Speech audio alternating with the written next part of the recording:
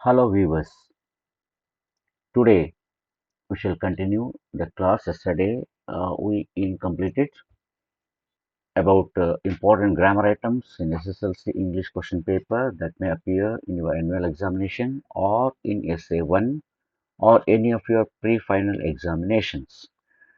So ವಿದ್ಯಾರ್ಥಿಗಳೇ ಈಗ ನಾವೇನು ಡಿಸ್ಕಸ್ ಮಾಡ್ತಾ ಇದ್ದೇವೆ ನಿನ್ನೆ ಒಂದು ಕ್ಲಾಸಲ್ಲಿ ಡಿಸ್ಕಸ್ ಮಾಡಿದ್ವಿ ಇಂಪಾರ್ಟೆಂಟ್ ಗ್ರಾಮರ್ ಐಟಮ್ಸ್ಗಳನ್ನು ದೇ ಆರ್ ವೆರಿ ಯೂಸ್ಫುಲ್ ಅಂತ ನಾನು ನಿಮಗೆ ಪದೇ ಪದೇ ಹೇಳಿದ್ದೆ ದೇ ಆರ್ ಮೋಸ್ಟ್ ಯೂಸ್ಫುಲ್ ಅಂತ ಹೇಳಿದ್ದೆ ನಾನು ನಿಮಗೆ ಸೊ ಈ ಎಕ್ಸಾಮ್ನಲ್ಲಿ ಈ ಏನು ಕ್ವಶನ್ಸ್ಗಳನ್ನ ನಾವು ಡಿಸ್ಕಸ್ ಮಾಡ್ತಾ ಇದ್ದೇವೆ ಅವು ನಿಮಗೆ ಆ್ಯನ್ಯುವಲ್ ಎಕ್ಸಾಮ್ನಲ್ಲೂ ಬರುತ್ತೆ okay then S A one exam ಏನು ಬರೀತಾರೆ ನೀವು ಆ ಎಕ್ಸಾಮ್ನಲ್ಲಿ ಕೂಡ ಇದು ಬರುತ್ತೆ ಜೊತೆಗೆ ನೀವು ಪ್ರೀ ಫೈನಲ್ ಅಂದರೆ ಪ್ರಿಪರೇಟರಿ ಎಕ್ಸಾಮ್ಸ್ಗಳನ್ನ ಏನು ಮಾಡ್ತೀರಾ ಆ ಎಕ್ಸಾಮಲ್ಲಿ ಕೂಡ ಇದು ಬರುತ್ತೆ ಸೊ ಇಲ್ಲಿ ಗ್ರಾಮರ್ ಐಟಮ್ಸ್ಗಳನ್ನ ನಾವು ಡಿಸ್ಕಸ್ ಮಾಡ್ತಾ ಇರೋದ್ರಿಂದ ಇಲ್ಲಿ ನಿಮಗೆ ಲೆಸನ್ಗಳು ಆಗಿರಬಾರ್ದು ಅನ್ನೋ ಕ್ವಶನ್ ಬರೋದಿಲ್ಲ so you are not taking of any prose or poetry ತೊಗೊಂಡಿದ್ರೆ ಏನಾಗ್ತಾ ಇತ್ತು ನಿಮಗೆ ಅದು ಪೋರ್ಷನ್ ಆಗಿದೆನಾ ಇಲ್ಲ ಎಸ್ ಎ ಬೇರೆ ಪೋರ್ಷನ್ ಬರುತ್ತೆ ಎಸ್ ಎ ಟೂನಲ್ಲಿ ಬೇರೆ ಪೋರ್ಷನ್ ಬರುತ್ತೆ ಈ ಥರ ನಾವು ನೋಡ್ಕೊತಾ ಇದ್ವಿ ಆದರೆ ಈ ಗ್ರಾಮರ್ ಐಟಮ್ಗಳಿದಾವಲ್ಲ ಇವು ಕಾಮನ್ ಆಗಿರೋದ್ರಿಂದ ಯಾವುದೇ ಎಕ್ಸಾಮಲ್ಲಿ ನಿಮ್ಗೆ ಏನಂತಂದರೆ ಬರ್ಬೋದು ಇದು ತುಂಬ ಇಂಪಾರ್ಟೆಂಟ್ ಆಗಿರೋಂಥ ಕ್ಲಾಸಸ್ ಆಗಿರೋದ್ರಿಂದ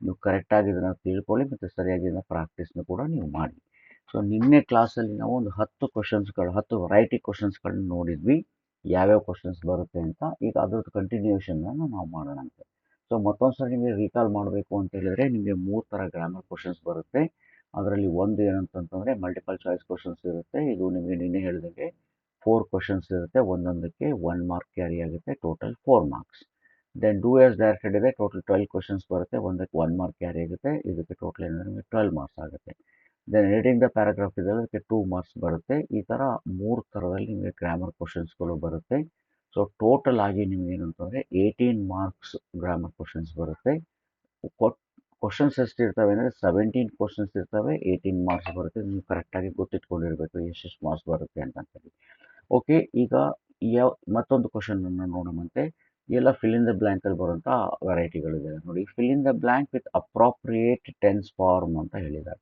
ಸೊ ನಿಮಗೆ 3 ಟೆನ್ಸ್ ಇದೆ ಅಂತ ನಾವು ಅಂದ್ಕೊಳ್ತೇವೆ ಇಲ್ಲಿ ನಾವು 2 ಟೆನ್ಸ್ಗಳನ್ನ ಕನ್ಸಿಡರ್ ಮಾಡೋಣಂತೆ ಒಂದು ಪ್ರೆಸೆಂಟ್ ಟೆನ್ಸ್ ಒಂದು ಫಾರ್ಮ್ ಇರುತ್ತೆ ಎರಡನೇದು ಏನಂತಂದರೆ ಒಂದು ಪಾಸ್ಟ್ ಟೆನ್ಸ್ ಫಾರ್ಮ್ ಇರುತ್ತೆ ಸೊ ಇಲ್ಲಿ ಒಂದು ಬ್ಲ್ಯಾಂಕನ್ನು ಕೊಟ್ಟಿರ್ತಾರೆ ಒಂದು ಸೆಂಟೆನ್ಸ್ ಕೊಟ್ಟು ಒಂದು ಬ್ಲ್ಯಾಂಕ್ ಕೊಟ್ಟಿರ್ತಾರೆ ಆ ಬ್ಲ್ಯಾಂಕಲ್ಲಿ ಒಂದು ವರ್ಡ್ ರೆಫರೆನ್ಸ್ ಕ್ಲೂ ಕೊಟ್ಟಿರ್ತಾರೆ ಬ್ರಾಕೆಟಲ್ಲಿ ಲೈಕ್ ರೈಟ್ ಅಂತ ಕೊಟ್ಟಿರ್ತಾರೆ ಈ ಥರ ಒಂದು ಕ್ಲೂ ಕೊಟ್ಟಿರ್ತಾರೆ ಇದನ್ನು ನೀವು ಬೇರೆ ಬೇರೆ ಫಾರ್ಮಲ್ಲಿ ಹಾಕೋದಕ್ಕೆ ಹೇಳ್ತಾರೆ ಸೊ ಈ ಕ್ವಶನ್ ಬಂದಾಗ ನಿಮಗೆ ಏನು ಗೊತ್ತಿರಬೇಕು ಮುಖ್ಯವಾಗಿ ಅಂತಂತಂದರೆ 3 ಫಾರ್ಮ್ ಗೊತ್ತಿರಬೇಕು ಒಂದು ಡೂ ಫಾರ್ಮ್ ಇನ್ನೊಂದು ಡಸ್ ಫಾರ್ಮ್ ಮತ್ತು ಒಂದು ಏನಂತಂದರೆ ಡಿಡ್ ಅಂತ ಈ 3 ಗೊತ್ತಿರಬೇಕು ಸೊ ಈ ಡೂ ಆ್ಯಂಡ್ ಡಸ್ ಇದೆಲ್ಲ ಇವೆರಡು ಪ್ರೆಸೆಂಟ್ ಟೆನ್ಸಲ್ಲಿ ಬರುವಂಥ ಫಾರ್ಮ್ಗಳು ಪ್ರೆಸೆಂಟ್ ಟೆನ್ಸ್ ಅಂತ ನೀವು ತೊಗೊಂಡಾಗ ಈ ಫಾರ್ಮ್ ಯೂಸ್ ಮಾಡ್ತೇವೆ ಡಿಡ್ ಇದೆ ನೋಡಿ this is of past tense ಇದು ಪಾಸ್ಟ್ ಟೆನ್ಸಲ್ಲಿ ಬರುವಂಥ ಒಂದು ಫಾರ್ಮ್ ಯಾವುದೇ ವರ್ಡ್ ಈಗ ರೈಟ್ ಅಂತ ಕೊಟ್ಟಿದ್ದಾರೆ ಅಂದರೆ 3 ಥರ ನೀವು ಇದನ್ನು ಬರೆಯೋದಕ್ಕೆ ಬರುತ್ತೆ ಸೊ ಫಸ್ಟ್ ನೀವು ಇಲ್ಲಿ ರೈಟ್ ಅಂತ ಬರಿತೀರಾ ಈ ರೈಟ್ ಇದೆಲ್ಲ ಇದು ಡೂ ಫಾರ್ಮಲ್ಲಿ ಇರುತ್ತೆ ಅಂದರೆ ಪ್ಲೂರಲ್ ಬಂದಾಗ ನೀವು ಡೂನ ಯೂಸ್ ಮಾಡ್ತೀರಾ ರೈಟ್ ಯೂಸ್ ಮಾಡ್ತೀರಾ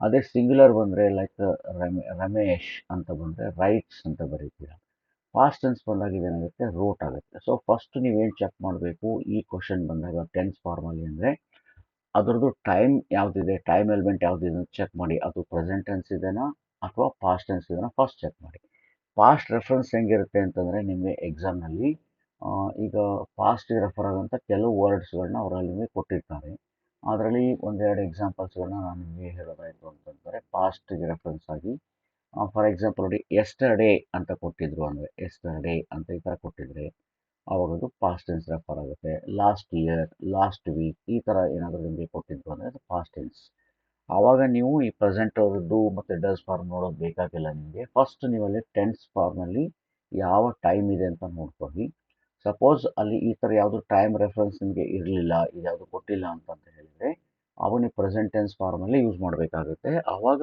ನೀವು ಅದು ಸಿಂಗ್ಯುಲರ್ ಇದೆನಾ like I then we then you ಈ ಥರ ಫಾರ್ಮಲ್ಲಿ ಇದೆನಾ ದೇ ಈ ಫಾರ್ಮಲ್ಲಿ ಇದೆನಾ ಅಥವಾ ಅದು he or she or it ಈ ಫಾರ್ಮಲ್ಲಿ ಇದೆನಾ ಅಂತ ಚೆಕ್ ಮಾಡ್ಕೋಬೇಕು ಸೊ ಸಪೋಸ್ ಅದು ಪ್ಲೂರಲ್ ಫಾರ್ಮಲ್ಲಿದ್ದರೆ ನೀವು ಡೂ ಫಾರ್ಮನ್ನು ಪ್ರಿಫರ್ ಮಾಡಬೇಕಾಗತ್ತೆ ಅದು ಸಿಂಗ್ಯುಲರ್ ಫಾರ್ಮಲ್ಲಿತ್ತು ಅಂತಂದರೆ ಡಸ್ ಫಾರ್ಮನ್ನು ಪ್ರಿಫರ್ ಮಾಡಬೇಕಾಗುತ್ತೆ ಸೊ ಇದ್ರ ಮೇಲೆ ಒಂದಿಷ್ಟು ಕ್ವಶನ್ಸ್ಗಳನ್ನ ನಾವು ಎಂಡಲ್ಲಿ ಡಿಸ್ಕಸ್ ಮಾಡೋಣ ಅಂತೆ. ಈ ಥರ ಯಾವ ಥರ ಕ್ವಶನ್ ಬರುತ್ತೆ, ಇದ್ರಲ್ಲಿ ಹೆಂಗಿರ್ತದೆ ಅಂತಂತೇಳಿ. ಸೊ ಫಸ್ಟ್ ಏನು ವೆರೈಟಿ ಕ್ವಶನ್ಸ್ ಬರ್ತವೆ ಅಂತ ನಾವೀಗ ನೋಡ್ತಾ ಹೋಗ್ತಾ ಇದ್ದೀವಿ. ಸೊ ಅದಕ್ಕಾಗಿ ಅಪ್ರೋಪ್ರಿಯೇಟ್ ಟೆನ್ಸ್ ಫಾರ್ಮ್ ಅಂತ ಹೇಳಿದಾಗ ಒಂದು ಎಕ್ಸಾಂಪಲ್ ನಾನು ನಿಮ್ಗೆ ಎಲ್ಲಿ ಹೇಳಬೇಕು ಅಂತಂತಂದರೆ, ಸಿ ದಿಸ್ ಇಯರ್ ರಜನಿ ಅಂತ ಒಂದು ವರ್ಡ್ ಇದೆ. ರಜನಿ ಡ್ಯಾಶ್, ಇಲ್ಲಿ ಬ್ರಾಕೆಟಲ್ಲಿ ನಿಮಗೆ ವರ್ಕ್ ಅಂತ ಕೊಟ್ಟಿದ್ದಾರೆ, ರೈಟ್. ಇನ್ ಎ ಬ್ಯಾಂಕ್ ಅಂತ ನಿಮಗೆ ಸೆಂಟೆನ್ಸನ್ನು ನಿಮಗೆ ಕೊಟ್ಟಿದ್ದಾರೆ. ಸೊ ಇಲ್ಲಿ ಯಾವುದೇ ಟೈಮ್ ರೆಫರೆನ್ಸ್ ಇಲ್ಲ, ಅವಳು ಯಾವಾಗ ಕೆಲಸ ಮಾಡ್ತಿದ್ಲು ಅನ್ನೋ ಬಗ್ಗೆ ನಮಗೇನು ಕೊಟ್ಟಿಲ್ಲ. ಅಂದರೆ ನಾವು ಇವಾಗ ಏನು ಮಾಡಬೇಕು, ಇದನ್ನು ಪ್ರೆಸೆಂಟ್ ಟೆನ್ಸ್ ಅಂತಲೇ ಕನ್ಸಿಡರ್ ಮಾಡಬೇಕು. ಸಪೋಸ್ ಇಲ್ಲಿ ಅವ್ರು ಏನಾದರೂ ನಿಮಗೆ ಈ ಸೆಂಟೆನ್ಸಲ್ಲಿ if they have given like Rajani dash work in a bank last year ಅಂತ ಕೊಟ್ಟಿದ್ರು ಅಂತಂದರೆ, ಸೊ ಹೋದ ವರ್ಷ ಅವಳು ಬ್ಯಾಂಕಲ್ಲಿ ಕೆಲಸ ಮಾಡ್ತಿದ್ಲು ಅಂತ ಕೊಟ್ಟರೆ, ಈಗ ನಿಮಗೆ ಲಾಸ್ಟ್ ಇಯರ್ ಅಂತ ಬಂದಿದ್ದಕ್ಕೆ ನೀವೇನು ಮಾಡಬೇಕಂದ್ರೆ ಪಾಸ್ಟ್ ಟೆನ್ಸ್ ಅಂತ ಕನ್ಸಿಡರ್ ಮಾಡಬೇಕಾಗುತ್ತೆ. ಸಪೋಸ್ ಇಲ್ಲಿ ಲಾಸ್ಟ್ ಇಯರ್ ಅಂತ ಬಂದಿದೆ ಅಂತಂದರೆ ನೀವು ಇಲ್ಲಿ ಏನು ಮಾಡಬೇಕು, ವರ್ಕ್ಡ್ ಅಂತ ಇದನ್ನು ಫಿಲ್ ಮಾಡಬೇಕಾಗುತ್ತೆ. ಇನ್ ಕೇಸ್ ಅವರು ಈಗ ಲಾಸ್ಟ್ ಇಯರ್ ಅಂತಲೇ ಕೊಟ್ಟಿಲ್ಲ, ನಿಮಗೆ ಓನ್ಲಿ ಇಷ್ಟೇ ಕೊಟ್ಟಿದ್ದಾರೆ ಅಂತ ಹೇಳಿದಾಗ ಆವಾಗ ನೀವೇನು ಮಾಡಬೇಕು, ಇದನ್ನು ತೆಗೆದುಬಿಟ್ಟು ಇಲ್ಲಿ ರಜನಿ ಸಿಂಗುಲರ್ ಇದೆ ನೋಡಿ, you have to make it ear works ಅಂತ ನೀವು ಇದನ್ನು ಮಾಡಬೇಕಾಗುತ್ತೆ. ಸೊ ದಿಸ್ ಇಸ್ ಹೌ ನೀವು ಈ ಒಂದು ಫಿಲ್ ಇನ್ ದ ಬ್ಲ್ಯಾಂಕನ್ನು ನೀವು ಹೆಲ್ಪ್ ಮಾಡಬೇಕಾಗುತ್ತೆ. ನೆಕ್ಸ್ಟ್ ಒನ್ ನೋಡಿ, fill in the blank with appropriate auxiliary verb ಅಂತ ಇಲ್ಲಿದೆ, ಹೆಲ್ಪಿಂಗ್ ವರ್ಬ್ ಅಂತ ಇದೆ. ಇದನ್ನು ನಾವೇನು ಕರಿತೇವೆ ಅಂತ ಹೇಳಿದ್ರೆ, ಈ ಒಂದು ಟಾಪಿಕ್ಕಿಗೆ ಇದು ಆಲ್ರೆಡಿ ನಾವು ಒಂದು ವಿಡಿಯೋ ಬಿಟ್ಟಿದ್ದೇವೆ, ನೀವು ನಮ್ಮ ಚಾನಲಲ್ಲಿ ಹೋಗ್ಬಿಟ್ಟು ಸರ್ಚ್ ಮಾಡಿ ನಿಮಗೆ ಸಿಗುತ್ತಿದ್ದು. ಸೊ ಇಲ್ಲಿ ನಾವೇನು ಮಾಡ್ತೇವೆ ಅಂತಂದರೆ, ಈ ಒಂದು ಕ್ವಶನ್ ಬಂದಾಗ ಇದನ್ನು ಅಗ್ರಿಮೆಂಟ್ ಅಂತ ಕರೀತೇವೆ. ಯಾರ ಜೊತೆ ಅಗ್ರಿಮೆಂಟ್ ಅಂತಂತಂದರೆ, agreement of subject with verb ಅಂತ ಒಂದು ಕ್ವಶನ್ ಇರುತ್ತೆ. ಅಂದರೆ ಇಲ್ಲಿ ಹೆಲ್ಪಿಂಗ್ ವರ್ಬ್ ಅಂತ ಇದೆ, ಆಕ್ಸಿಲರೀಸ್ ಅಂತ ಇದೆ. ಆಕ್ಸಿಲರೀಸ್ ಕೂಡ ಬರ್ಬೋದು ನಿಮಗೆ, ಇದರೊಳಗೆ ಮಾಡಲ್ಸ್ ಕೂಡ ಬರ್ಬೋದು. ಮಾಡಲ್ಸ್ ಬರೋ ಚಾನ್ಸಸ್ ತುಂಬ ಕಡಿಮೆ ಇದೆ. ಲೈಕ್ ಆಕ್ಸಿಲರೀಸ್ನಲ್ಲಿ ನಿಮಗೆ ಆ್ಯಮು, ದೆನ್ ಈಸು, ಆರ್ ಈ ಥರ ಬರುತ್ತೆ. ಮತ್ತು ಪಾಸ್ಟ್ ಟೆನ್ಸಲ್ಲಿ ಬಂದರೆ ವಾಸ್ ಆ್ಯಂಡ್ ವೇರ್ ಅಂತ ಇರುತ್ತೆ. ದೆನ್ ಹ್ಯಾಸು, ಹ್ಯಾವು, ದೆನ್ ಹ್ಯಾಡ್, ಇವೆಲ್ಲ ಇಲ್ಲಿ ನಿಮಗೆ ಆಕ್ಸಿಲರೀಸ್ ಬರುತ್ತೆ. ಈಗ ನೋಡಿದ್ವಲ್ಲ, ಡೂ, ಡಸ್ ಮತ್ತು ಡಿಡ್ ಅಂತ ಕೂಡ ಬರುತ್ತೆ, ಆದರೆ ಅದನ್ನು ಮೇನ್ ವರ್ಬಲ್ಲೇ ತೊಗೊಂಡ್ಬಿಡ್ತಾರೆ, ಹಾಗಾಗಿ ಇವು ಇಂಪಾರ್ಟೆಂಟ್ ಆಗುತ್ತೆ. ಸೊ ಇದಾಯ್ತು, ಒಂದು ಎಕ್ಸಾಂಪಲ್ ನಾನು ನಿಮಗೆ ಕೊಡ್ತೇನೆ. ಐ ಅಂತ ಕೊಟ್ಬಿಟ್ಟು ಇಲ್ಲಿ ಡ್ಯಾಶ್ ಅಂತ ಕೊಟ್ಬಿಟ್ಟು ಬ್ರಾಕೆಟಲ್ಲಿ ನಿಮಗೆ ಎರಡು ವರ್ಡ್ ಕೊಟ್ಟಿರ್ತಾರೆ, ಆ್ಯಮು ಮತ್ತು ಈಸ್ ಅಂತ ಕೊಟ್ಬಿಟ್ಟು ಎ ಟೀಚರ್ ಅಂತ ಹೇಳಿರ್ತಾರೆ. ಸಿ ಈಗ ಇಲ್ಲಿ ನೀವು ಯಾವುದನ್ನು ಫಿಲ್ ಮಾಡಬೇಕು ಅಂತ ನಿಮಗೆ ಕ್ವಶನ್ ಬರುತ್ತೆ. ಇದನ್ನು am and is auxiliary verb ಅಂತ ಕರೀತೀವಿ. ಸೊ ಅಲ್ಲಿ ಐ ಬಂದಿದ್ದಕ್ಕೆ ನೀವು ಮಾಡ್ತೀರಾ, ಐ ಆ್ಯಮ್ ಎ ಟೀಚರ್ ಅಂತ ಮಾಡ್ತೀರಾ. ಸಪೋಸ್ ಇಲ್ಲಿ ಯಾವುದಾದ್ರು ಒಂದು ಹುಡುಗನ ಹೆಸರಿತ್ತು ಅಂತಂದ್ರೆ, ಲೈಕ್ ಹರಿ ಅಂತ ಇತ್ತು ಅಂತಂದರೆ, ಇಲ್ಲಿ ಡ್ಯಾಶ್ ಅಂತ ಬಂದಾಗ ಇಲ್ಲಿ ಈಸ್ ಅಂತ ಫಿಲಪ್ ಮಾಡ್ತೀರಾ. ಇಂಥದ್ದು ಒಂದು ಕ್ವಶನ್ ಇರುತ್ತೆ. ಸೊ ಇಲ್ಲಿ ಈ ಎಲ್ಲ ಕ್ವಶನ್ ಬರುತ್ತೆ ಅಂತಲ್ಲ, ಇಷ್ಟು ವೆರೈಟಿ ಕ್ವಶನ್ ಬರುತ್ತೆ. ಅದರಲ್ಲಿ ಯಾವುದನ್ನು ನೀವು ತುಂಬಬೇಕು ಅಂತ ಗೊತ್ತಿಟ್ಕೊಂಡಿರಬೇಕು. ಇಲ್ಲಿ ತುಂಬ ಇಂಪಾರ್ಟೆಂಟ್ ಆಗಿರೋಂಥ ಒಂದು 10-12 ರೂಲ್ಸ್ಗಳು ನಿಮ್ಗೆ ಇದರೊಳಗಿದೆ. ಸೊ ಅರೌಂಡ್ 10 to 12 ರೂಲ್ಸ್ ಇದೆ. ನಿಮ್ಮ ಟೆಕ್ಸ್ಟ್ ಬುಕ್ಕಲ್ಲಿ ಕೂಡ ಇದೆ ಇದು, ಇದನ್ನು ಮಾಡಿದ್ದೀವಿ ಆಲ್ರೆಡಿ ನಾವು ಒಂದು ಸಾರಿ. ಸೊ ಇದನ್ನು ಕರೆಕ್ಟಾಗಿ ತಿಳ್ಕೊಬೇಕು. ಇಷ್ಟು ಈಸಿಯಾಗಿರೋದಿಲ್ಲ ಕ್ವಶನ್, ನಿಮ್ಗೆ ಸ್ವಲ್ಪ ಡಿಫಿಕಲ್ಟ್ ಆಗಿರುತ್ತೆ ಕ್ವಶನ್ ಇದು, ಬಟ್ ಈಸಿಯಾಗಿ ಒಂದು ಮಾರ್ಕ್ ಬರ್ತೀನಿ ಕರೆಕ್ಟಾಗಿ ಅರ್ಥ ಮಾಡ್ಕೊಂಡಿದ್ರಿ ಅಂತಂತಂದರೆ. ಈಗ ಐ ಅಂತ ಬಂದಿದ್ದು ಆ್ಯಮ್ ಯೂಸ್ ಮಾಡಿದ್ದೀರಾ. ಸಪೋಸ್ ಇಲ್ಲಿ ನಿಮಗೆ ಐ ಆ್ಯಂಡ್ ರವಿ ಅಂತ ಇಬ್ಬರು ಬಂದರು ಅಂತಂತಂದರೆ, ಐ ಆ್ಯಂಡ್ ರವಿ ಡ್ಯಾಶ್ ಅಂತ ಕೊಟ್ಬಿಟ್ಟು ಇಲ್ಲಿ ಗೋಯಿಂಗ್ ಅಂತ ಕೊಟ್ಟಿದ್ದಾರೆ ಅಂತಂದರೆ, ಆವಾಗ ನೀವೇನು ಮಾಡಬೇಕು, I and Ravi are going ಅಂತ ಮಾಡಬೇಕಾಗುತ್ತೆ. ಸಿ ಐ ಅಷ್ಟೇ ಬಂದರೆ ಐ ಆಮ್ ಗೋಯಿಂಗ್ ಮಾಡ್ತಾಯಿದ್ರಿ, ರವಿ ಅಷ್ಟೇ ಬಂದರೆ ರವಿ ಈಸ್ ಗೋಯಿಂಗ್ ಅಂತ ಮಾಡ್ತಾಯಿದ್ರಿ. ಈಗ ಇಬ್ಬರು ಬಂದರೆ ಎಟ್ ಎ ಟೈಮಲ್ಲಿ ಆ್ಯಂಡ್ ಅಂತ ತೊಗೊಂಡಿದ್ದೇವೆ, ಅದು ಆಟೋಮೆಟಿಕಾಗಿ ಪ್ಲೂರಲ್ ಆಗುತ್ತೆ, I and Ravi are going ಅಂತ ಆಗುತ್ತೆ. ಅದೇ ಪಾಸ್ಟ್ ಟೆನ್ಸ್ ಫಾರ್ಮನ್ನು ಯೂಸ್ ಮಾಡಬೇಕು ಅಂತ ಬಂದಾಗ ಏನಾಗುತ್ತೆ, ನಿಮಗೆ ಆರ್ ಬದಲಲ್ಲಿ ನೀವೇನು ಮಾಡಬೇಕಾಗುತ್ತೆ, ವೇರ್ ಅಂತ ಯೂಸ್ ಮಾಡಬೇಕಾಗುತ್ತೆ. ಸೊ ಇದು ಒಂದು ಐಡಿಯಾ ನಿಮಗೆ ಕರೆಕ್ಟಾಗಿ ಗೊತ್ತಿರಬೇಕು. ಇಂಥದ್ದೊಂದು ಕ್ವಶನ್ ನಿಮಗೆ ಎಕ್ಸಾಮಲ್ಲಿ ಬರುತ್ತೆ. ಬೇರೆ ಬೇರೆ ಕ್ವಶನ್ಸ್ಗಳನ್ನ ನಾವು ಸಾಲ್ವ್ ಮಾಡಿ ಹಾಕ್ತಾ ಇದ್ದೀವಿ ನಮ್ಮ ವಿಡಿಯೋದಲ್ಲಿ, ಕರೆಕ್ಟಾಗಿ ನೋಡ್ಕೊಳ್ಳಿ. ಸೊ ನೆಕ್ಸ್ಟ್ ಕ್ವಶನ್ ಇದೆ ನೋಡಿ ಇಲ್ಲಿ ಇವಾಗ, ಯೂಸ್ ದ ಗಿವನ್ ವರ್ಡ್ ಅಂತ ಹೇಳಿದ್ದಾರೆ. ಒಂದು ವರ್ಡನ್ನು ಅವರು ನಿಮಗೆ ಕೊಟ್ಟಿರ್ತಾರೆ. ಸೊ ದೇ ಪ್ರೊವೈಡ್ ಒಂದು ವರ್ಡ್ ಪ್ರೊವೈಡ್ ಮಾಡ್ತಾರೆ. ಅದನ್ನು ಎರಡು ಕ್ವಶನಲ್ಲಿ ಎರಡು ವೆರೈಟಿ ಇದೆ, ಒಂದೇ ಕ್ವಶನ್ ಕೇಳ್ತಾರೆ. ಯೂಸ್ ಆ್ಯಸ್ ಎ ವರ್ಬ್ ಅಂತ ಇದೆ, ಆರ್ ಆ್ಯಸ್ ಎ ನೌನ್ ಅಂತ ಹೇಳಿ ಕೊಟ್ಟಿದ್ದಾರೆ. Use the given word as a verb or as a noun ಅಂತ ಹೇಳಿದ್ದಾರೆ. ಸೊ ಇಲ್ಲಿ ನಮ್ಮ ಕ್ವಶನ್ ಪೇಪರ್ ಸೆಟ್ಟರ್ಸ್ ಕೂಡ ಏನು ಮಾಡ್ತಾರೆ, ಸುಮಾರು ಸಾರಿ ಕನ್ಫ್ಯೂಷನ್ಗಳನ್ನ ಮಾಡ್ತಾರೆ. ಅದು ಎಂಥ ವರ್ಡ್ ಇರಬೇಕು ಅಂತಂದರೆ ನೆನ್ಪಿಟ್ಕೊಂಡಿರಿ. ಸೊ ಈ ಥರ ವರ್ಡ್ನ ನೀವು ಮಾಡಬೇಕಾಗುತ್ತೆ. So the word should not have, ನೋಡಿ ತುಂಬ ಇಂಪಾರ್ಟೆಂಟ್ ಇದು. A word should not have any suffix, ಅದಕ್ಕೆ ಸಫಿಕ್ಸ್ ಇರಬಾರ್ದು ಅಂಥ ವರ್ಡನ್ನು ನಾವಿಲ್ಲಿ ಏನು ಮಾಡಬೇಕಾಗುತ್ತೆ, ಕೊಡಬೇಕಾಗುತ್ತೆ. ಅಂದರೆ ಮಾತ್ರ ಈ ಕ್ವಶನಿಗೆ ಒಂದು ಮೀನಿಂಗ್ ಇರುತ್ತೆ, ಜಸ್ಟಿಸ್ ಇರುತ್ತೆ. ಆದರೆ ಯಾವುದೋ ಒಂದು ವರ್ಡ್ ಕೊಟ್ಬಿಡ್ತಾರೆ, ವರ್ಬ್ ಮಾಡಿ ನೋನ್ ಮಾಡಿ ಅನ್ನೋದು ಆಲ್ರೆಡಿ ನೌನೇ ಇರುತ್ತೆ ಎಷ್ಟೋ ಸಾರಿ, ಅದನ್ನು ಕೊಟ್ಬಿಡ್ತಾರೆ, ಅಥವಾ ಯಾವುದೋ ವರ್ಬೇ ಇರುತ್ತೆ ಅದನ್ನು ಕೊಟ್ಬಿಡ್ತಾರೆ. ಆ ಥರ ಇರಬಾರ್ದು ಅದು. ಫಾರ್ ಎಕ್ಸಾಂಪಲ್ ಈಗ ನಿಮಗೆ ಡೆವಲಪ್ಮೆಂಟ್ ಅಂತ ಒಂದು ವರ್ಡ್ ಕೊಟ್ಬಿಡ್ತಾರೆ ಅಂತ ಇಟ್ಕೊಳ್ಳಿ. ಸೊ ಈ ಡೆವಲಪ್ಮೆಂಟ್ ಏನಿದೆಯಲ್ಲ, ಆಲ್ರೆಡಿ ಇಲ್ಲಿ ಸಫಿಕ್ಸ್ ನಿಮಗೆ ಮೆಂಟ್ ಅಂತ ಬಂದುಬಿಟ್ಟಿದೆ. ಇದು ಆಟೋಮೆಟಿಕ್ ಆಗಿ ಏನಾಗುತ್ತೆ, ನೌನೇ ಆಗುತ್ತೆ. ಇದನ್ನು ನಿಮಗೆ ವರ್ಬಲ್ ಯೂಸ್ ಮಾಡಿ ಅಂತ ಹೇಳೋದು ಫೂಲಿಶ್ ಆಗುತ್ತೆ. ಇಂಥ ಕ್ವಶನ್ಸ್ಗಳನ್ನ ಕೊಡಬಾರ್ದು. But there are some words, ಕೆಲವು ವರ್ಡ್ಸ್ ಏನಿರ್ತವೆ ಅಂದರೆ ಓಕೆ ಸಫಿಕ್ಸ್ ಇರೋದಿಲ್ಲ ಅಂಥ ವರ್ಡ್ಸೇ ಇರ್ತವೆ. ಆ ವರ್ಡ್ಗಳನ್ನ ತೊಗೊಂಡ್ಬಿಟ್ಟು ನಿಮಗೇನಂದ್ರೆ ಇಂಥ ಒಂದು ಕ್ವಶನನ್ನು ಕೊಡಬೇಕಾಗುತ್ತೆ. ಸೊ ರೀಸೆಂಟಾಗಿ ಒಂದು ಎಕ್ಸಾಮ್ನ ನಾನು ನೋಡಿದ್ದೆ, ಅಲ್ಲಿ ಒಂದು ವರ್ಡನ್ನು ಕೊಟ್ಟಿದ್ರು ಅವರು. ಅಲ್ಲಿ ಏನು ಅಂತಂದರೆ ಈ ವರ್ಡ್ ಕೊಟ್ಬಿಟ್ಟಿದ್ದಾರೆ. ಫಾರ್ ಎಕ್ಸಾಂಪಲ್ ಎಂಥ ವರ್ಡ್ ಕೊಟ್ಟಿದ್ದಾರೆ ಅಂತಂತಂದರೆ, ಅವರು ಕಾನ್ಸಂಟ್ರೇಟ್ ಅಂತ ಒಂದು ಕೊಟ್ಬಿಟ್ಟಿದ್ದಾರೆ. ಈ ಕಾನ್ಸಂಟ್ರೇಟ್ ಏನಿದೆಯಲ್ಲ, ಆಲ್ರೆಡಿ ದಿಸ್ ಇಸ್ ವರ್ಬ್, ಇದು ವರ್ಬಲ್ಲೇ ಇದೆ. ಇದನ್ನು ನೌನ್ ಫಾರ್ಮಿಗೆ ಮಾಡಿದರೆ ಏನಾಗುತ್ತೆ, ಕಾನ್ಸಂಟ್ರೇಷನ್ ಅಂತ ಆಗುತ್ತೆ, ಕಾನ್ಸಂಟ್ರೇಷನ್. ಸೊ ಈ ಥರ ನೀವೇನು ಚೇಂಜ್ ಮಾಡೋಕ್ಕೆ ಚಾನ್ಸಸ್ ಇರಬಾರ್ದು. ಅದೇ ವರ್ಡ್ ಆ್ಯಸ್ ಇಟ್ ಈಸ್ ಇರಬೇಕು. ಆವಾಗ ಮಾತ್ರ ಈ ಕ್ವಶನಿಗೆ ಒಂದು ಮೀನಿಂಗ್ ಬರುತ್ತೆ. ಸೊ ಒಂದೊಂದು ಸಾರಿ ಕರೆಕ್ಟಾಗಿ ಕ್ವಶನ್ಸ್ ಕೂಡ ಬರುತ್ತೆ, ಒಮ್ಮೊಮ್ಮೆ ತಪ್ಪಾಗಿ ಕ್ವಶನ್ಸ್ಗಳನ್ನ ಫ್ರೇಮ್ ಮಾಡ್ತಾರೆ. ಸೊ ಈಗ ಒಂದು ಎಕ್ಸಾಂಪಲ್ನ ನೋಡೋಣ, ಹೆಂಗೆ ಮಾಡಬೇಕು ಇದನ್ನು ಅಂತಂತೇಳಿ. ಸಿ ದಿಸ್ ವರ್ಡ್ ಹಿಯರ್, ಇಲ್ಲಿ ಕ್ಯಾಚ್ ಅಂತ ಒಂದು ವರ್ಡ್ ಇದೆ, CATCH ಕ್ಯಾಚ್ ಅಂತ ಇದೆ. So at once you cannot decide whether it is noun or verb. ಇದು ನೌನ್ ಆರ್ ವರ್ಬ್ ಅಂತ ನೀವು ಡಿಸೈಡ್ ಮಾಡೋಕ್ಕಾಗೋದಿಲ್ಲ. ಕ್ಯಾಚ್ ಅಂತ ಇದೆ. ಫಾರ್ ಎಕ್ಸಾಂಪಲ್ ಬುಕ್ ಅಂತ ವರ್ಡ್ ಇದೆ, ಬುಕ್.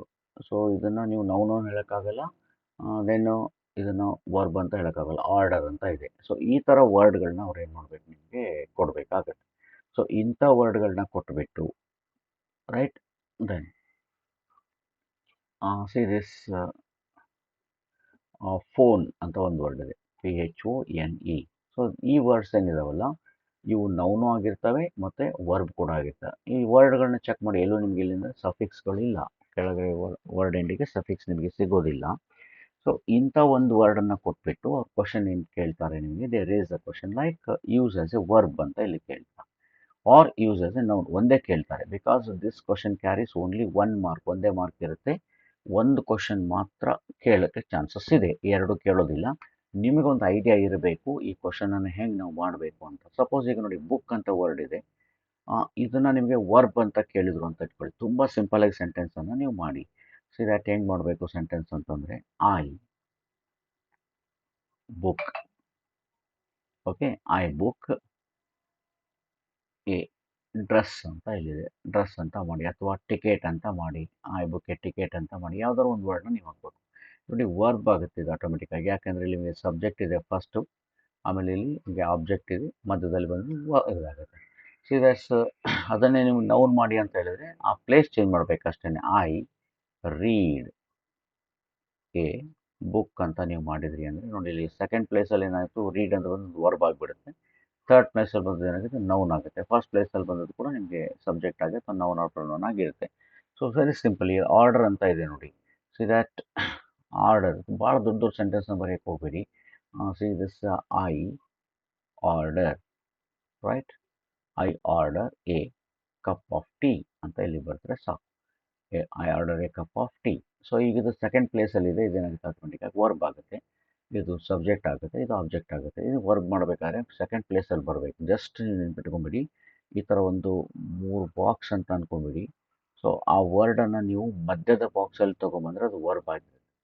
ಫಸ್ಟ್ ಬಾಕ್ಸಲ್ಲಿ ತಂದ್ರಿ ಅಥವಾ ಲಾಸ್ಟ್ ಬಾಕ್ಸಲ್ಲಿ ತಂದರೆ ಅದೇನಾಗುತ್ತೆ, ನೌನ್ ಆಗುತ್ತೆ.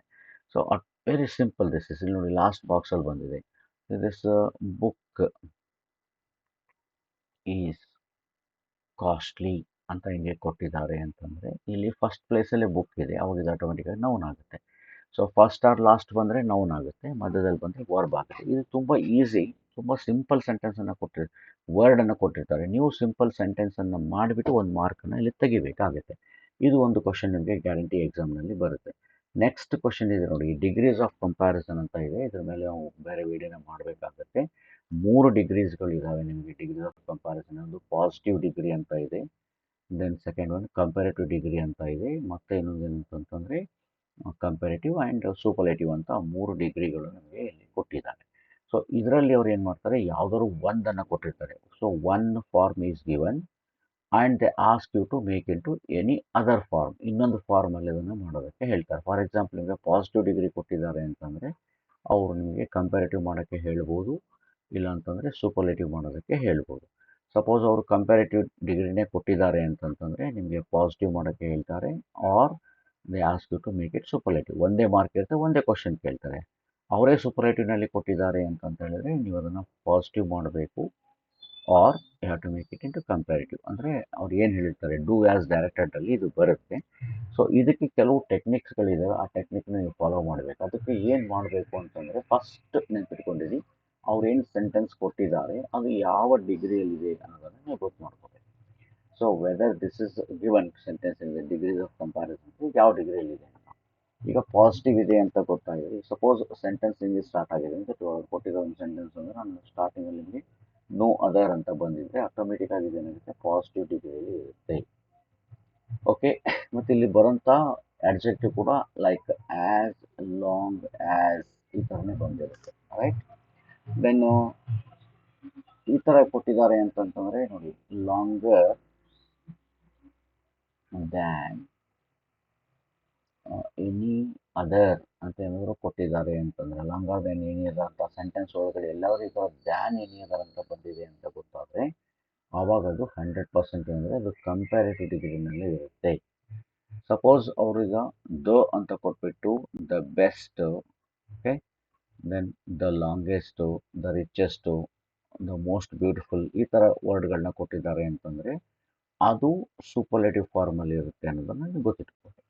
ಸೊ ಫಸ್ಟ್ ನೀವೇನು ಅಂದರೆ ಅದು ಯಾವ ಫಾರ್ಮಲ್ಲಿದೆ, ಅದು ಯಾವ ಡಿಗ್ರಿಯಲ್ಲಿದೆ ಅನ್ನೋದನ್ನು ನೀವು ಗೊತ್ತು ಮಾಡ್ಕೋಬೇಕು. ಇದು ತುಂಬ ಇಂಪಾರ್ಟೆಂಟ್.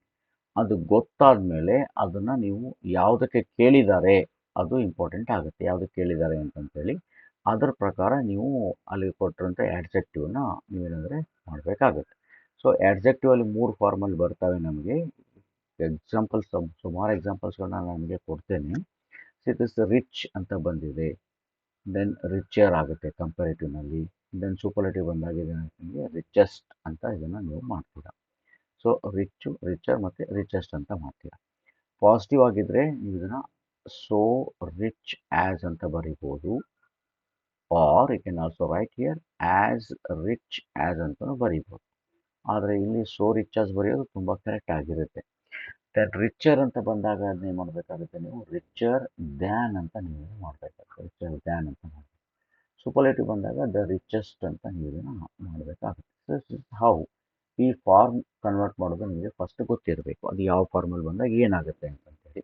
ಸೊ ಅದಾದಮೇಲೆ ಆ ಸೆಂಟೆನ್ಸನ್ನು ನೀವೇನಾದರೆ ಕನ್ವರ್ಟ್ ಮಾಡಿದರೆ ತುಂಬ ಈಸಿಯಾಗಿ ನಿಮಗೆ ಆ ಸೆಂಟೆನ್ಸ್ ರೆಡಿ ಆಗುತ್ತೆ. ಅದರಲ್ಲಿ ಕೂಡ ಈ ಕಂಪ್ಯಾರೇಟಿವ್ ಮತ್ತು ಸೂಪರ್ಲೇಟಿವ್ ಮಾಡೋದು ತುಂಬ ಸಿಂಪಲ್, ಭಾಳ ಈಸಿ ಇರುತ್ತೆ. Superlative comparative ಮಾಡೋಂಥದ್ದು. ಪಾಸಿಟಿವ್ ಮಾಡೋದಕ್ಕೆ ಮಾತ್ರ ನೀವು ಕರೆಕ್ಟಾಗಿ ಪ್ರಾಕ್ಟೀಸ್ ಮಾಡ್ಕೋಬೇಕಾಗುತ್ತೆ. This is very important. So ಇದ್ರ ಮೇಲೆ ಒಂದು ಕ್ವಶನ್ ನಿಮಗೆ ಡೆಫಿನೆಟ್ ಆಗಿ ಬರುತ್ತೆ. ಈಗ ನಾವು ನೆಕ್ಸ್ಟ್ ಕ್ವಶನನ್ನು ನೋಡೋಣಂತೆ. ನೆಕ್ಸ್ಟ್ ಕ್ವಶನ್ನಲ್ಲಿ ನಮಗೆ ಇದಿದೆ ನೋಡಿ, ಏನು ಕೇಳಿದ್ದಾರೆ ಅಂತಂದರೆ ಚೇಂಜ್ ಇಂಟು ಪ್ಯಾಸಿವ್ ವಾಯ್ಸ್ ಅಂತ ಹೇಳಿ ಹೇಳಿದ್ದಾರೆ. So change into passive voice, 2 ವಾಯ್ಸಸ್ಗಳು ನಮಗೆ ಬರುತ್ತೆ, ಒಂದು ಆ್ಯಕ್ಟಿವ್ ಮತ್ತೊಂದು ಪ್ಯಾಸಿವ್ ಅಂತ ಹೇಳಿ. ಅವರು ಜನರಲ್ ಆಗಿ ನಿಮ್ಗೆ ಏನು ಮಾಡಿಬಿಡ್ತಾರೆ, ಆ್ಯಕ್ಟಿವ್ ವಾಯ್ಸನ್ನು ಕೊಟ್ಟಿರ್ತಾರೆ. So they give active voice and automatic passive voice. ಇದಕ್ಕೆ ಸಂಬಂಧಪಟ್ಟಂಗೆ ಸುಮಾರು ರೂಲ್ಸ್ಗಳಿದ್ದಾವೆ.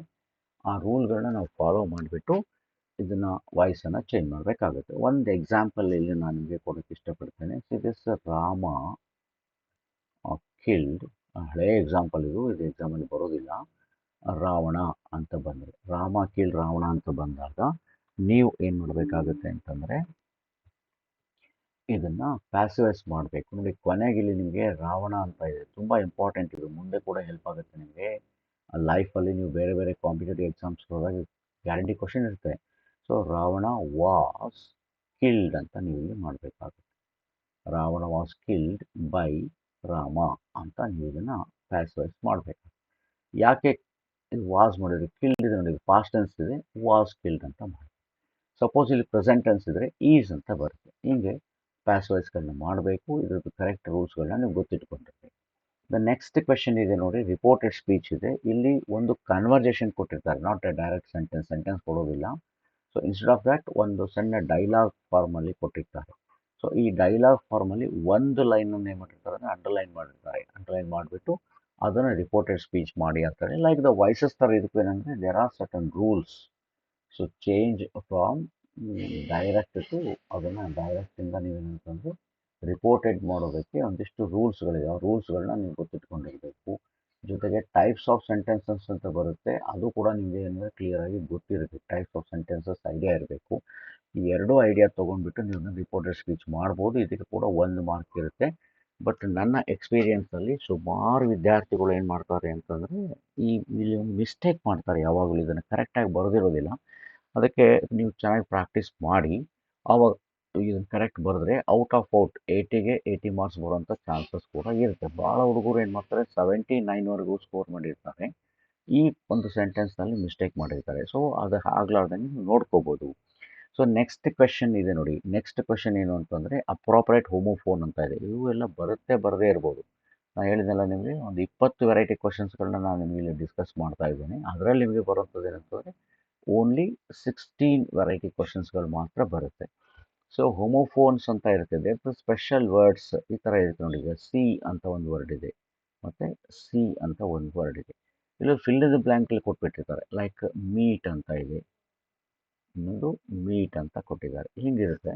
ಸೊ ಇಲ್ಲಿ ಆ ಕರೆಕ್ಟ್ ಬ್ಲ್ಯಾಂಕಲ್ಲಿ ಯಾವುದೊಂದು ಸೂಟ್ ಆಗುತ್ತೆ ಅಂತ ನೀವು ಮಾಡಬೇಕು. See that he tried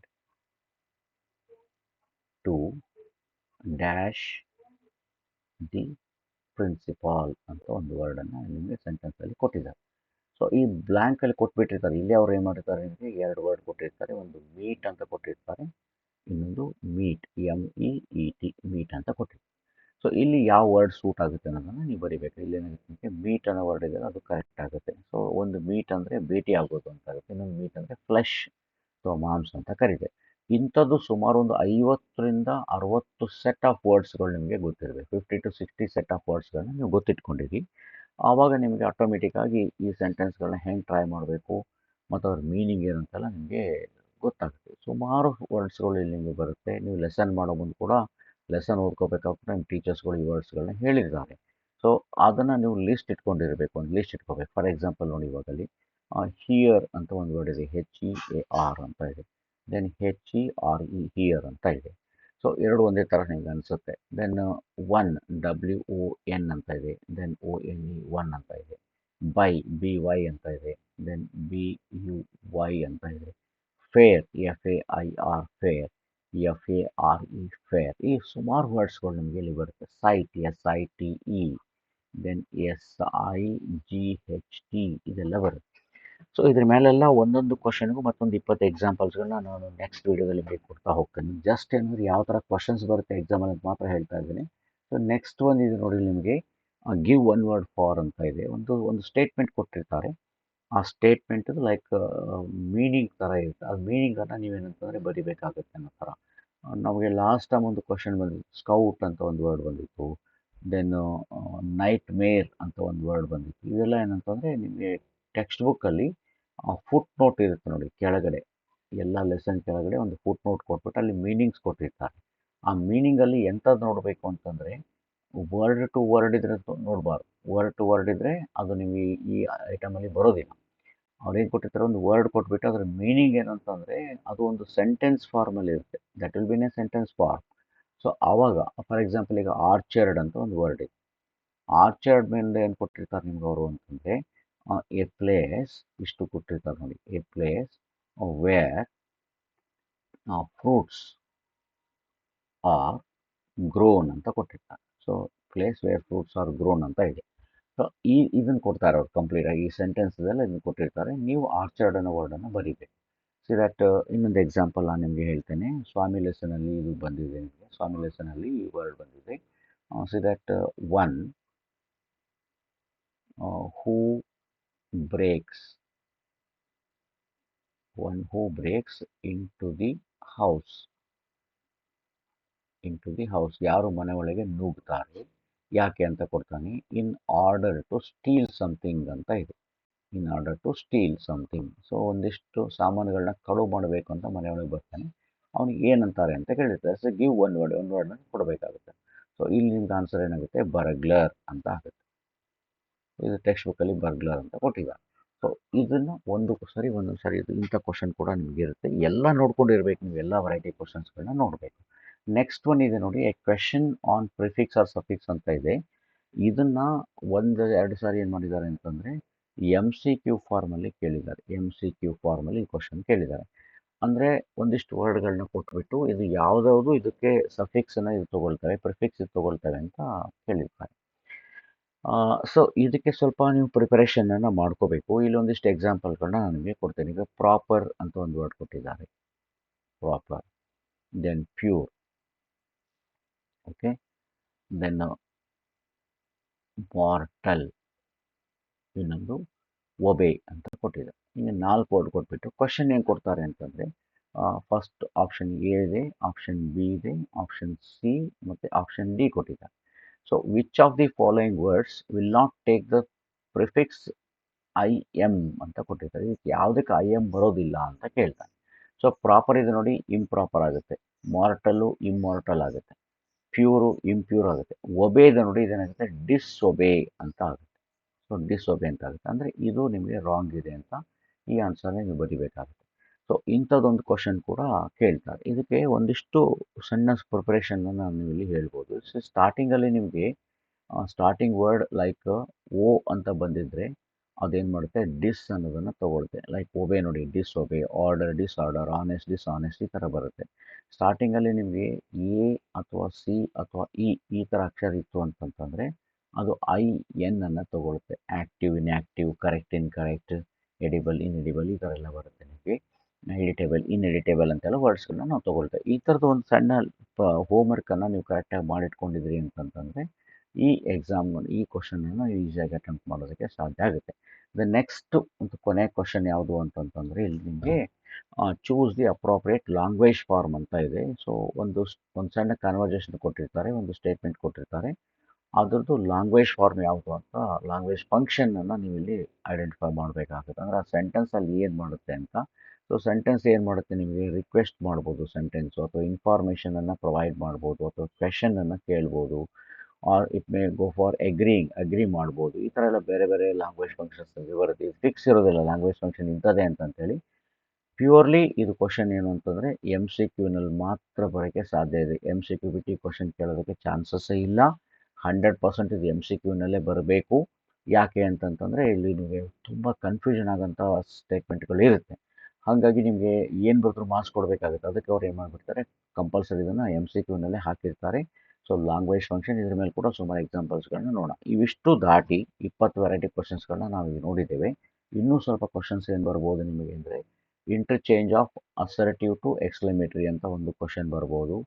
then assertive to interrogative ಮಾಡೋದಕ್ಕೆ, ಅಫರ್ಮೇಟಿವ್ ಟು ನೆಗೆಟಿವ್ ಮಾಡೋದಕ್ಕೆ. Then sentence with too and to ಅಂತ ಬರುತ್ತೆ. Like tea is too hot to drink ಅಂತ ಹಿಂಗೆ ಬರುತ್ತೆ. ಟೂ ಹಾಟ್ ಟು ಡ್ರಿಂಕ್ ಈ ಥರ ಎಲ್ಲ ಬರುತ್ತೆ. ಟು ಆ್ಯಂಡ್ ಟು ಅಂತೆಲ್ಲ ಬಂದಾಗ ಇದನ್ನೆಲ್ಲ ನೀವು ಕರೆಕ್ಟಾಗಿ ನೋಡಬೇಕಾಗುತ್ತೆ. Then using as soon as, no soon ಇದೆಲ್ಲ ಇದೆ. ಇಷ್ಟು ವೆರೈಟಿ ಕ್ವಶನ್ಸ್ಗಳು ನಿಮಗೆ ಎಕ್ಸಾಮ್ನಲ್ಲಿ ಬರುತ್ತೆ. ಸೊ ಅದಕ್ಕೆ ನೀವು ಅದಕ್ಕೆ ಅಂದರೆ ಒಳ್ಳೆ ಪ್ರಿಪರೇಷನನ್ನು ಮಾಡ್ಕೋಬೇಕು. ಡೈಲಿ 1 or 2 ಐಡಿಯಾಗಳನ್ನ ನೀವು ಇಲ್ಲಿ ತೊಗೊಳ್ತಾ ಹೋಗಿದ್ರಿ ಅಂತಂತಂದರೆ ನಿಮಗೆ ಈಸಿಯಾಗಿ ಈ ಎಲ್ಲ ಕ್ವಶನ್ಸ್ಗಳನ್ನ ಅಟೆಂಪ್ಟ್ ಮಾಡೋದಕ್ಕೆ ಸಾಧ್ಯ ಆಗುತ್ತೆ ಅಂತ ಹೇಳ್ತಾ, ಸೊ ಇದನ್ನು ಕರೆಕ್ಟಾಗಿ ನೀವು ತಿಳ್ಕೊಳ್ಳಿ. ನೆಕ್ಸ್ಟ್ ವೀಡಿಯೋದಲ್ಲಿ ಎಲ್ಲದಕ್ಕೂ ಒಂದು 2 ಎಕ್ಸಾಂಪಲ್ಸ್ಗಳನ್ನ ನಾನು ನಿಮಗೆ ಕೊಡ್ತಾ ಹೋಗ್ತೀನಿ ಎಲ್ಲ ವೆರೈಟಿ ಕ್ವಶನ್ಸ್ಗಳಿಗೆ. Okay, have a nice day. Thank you.